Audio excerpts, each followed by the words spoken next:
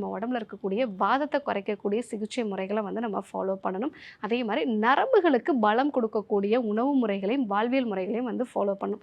ஒருவேளை சயாட்டிக்கா மாதிரியான பிரச்சனைகள்லாம் இருக்குது அப்படின்னா வர்ம தைலம் வந்து நீங்கள் எடுத்துக்கலாம். ஸோ வர்ம தைலம் அப்படிங்கிறது 25 சொட்டு காலை இரவு 2 வேளையும் ஒரு 1/2 டம்ளர் வெது வெதுப்பான பாலோடு சேர்த்து வந்து எடுத்துக்கும் போது உங்களுக்கு ஜவ்வு விலகலோ இல்லை சயாட்டிக்கா மாதிரியான பிரச்சனைகளோ இருந்ததுன்னா ஒரு நல்ல மாற்றம் வந்து இருக்கும். கூடுதலாக இதற்கான ஸ்பெசிஃபிக்கான சில யோக பயிற்சிகளையும் சேர்த்து வந்து நீங்கள் ஃபாலோ பண்ணணும். அடுத்ததாக பார்த்தீங்கன்னா ரத்த ஓட்டம் கம்மியாக இருக்கிறது.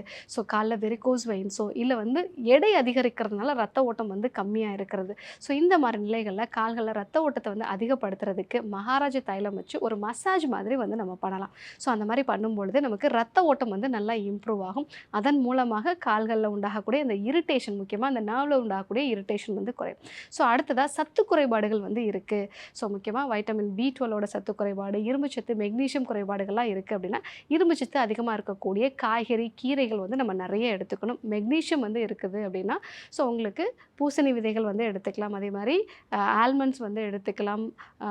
ஸோ நிறைய வந்து நம்ம பருப்பு வகைகளையும் வந்து உணவில் வந்து சேர்த்துக்கலாம். இதெல்லாம் நம்ம வந்து எடுத்துக்கிட்டோம் அப்படின்னா மெக்னீஷியம் வந்து நமக்கு தேவையான அளவு வந்து கிடைக்கும்.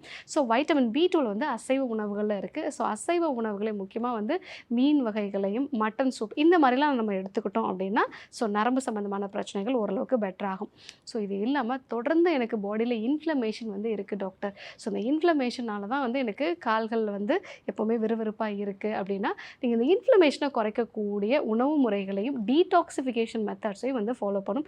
இன்ஃப்ளமேஷனை குறைக்கிறதுக்கு மஞ்சள், கற்றாழை, மிளகு, சீரகம் இதெல்லாமே வந்து இன்ஃப்ளமேஷனை குறைக்கக்கூடிய உணவுப் பொருட்கள் தான். நிறைய பழங்களும் வந்து நம்ம எடுத்துக்கிறது நல்லது. கடைசியாக சர்க்கரை வியாதி கட்டுப்பாட்டுக்குள்ளே இல்லை அப்படின்னாலுமே உங்களுக்கு வந்து இந்த காலில் இருக்கக்கூடிய நரம்புகள் வந்து பாதிக்கப்படும்.